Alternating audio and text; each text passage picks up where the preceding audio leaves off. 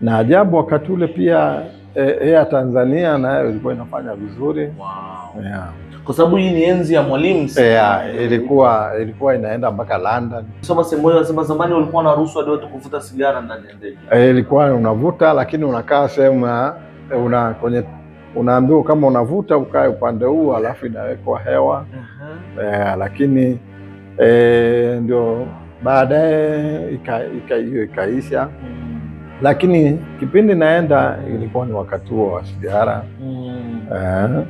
Na koti yangu ya kwanza nimeipatia hapa Arusha.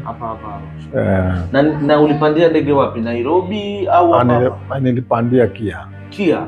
Kwa by that time hata Kia imeshakuwa developed. Kia kwenye miaka 80 kulikuwa na ndege nyingi.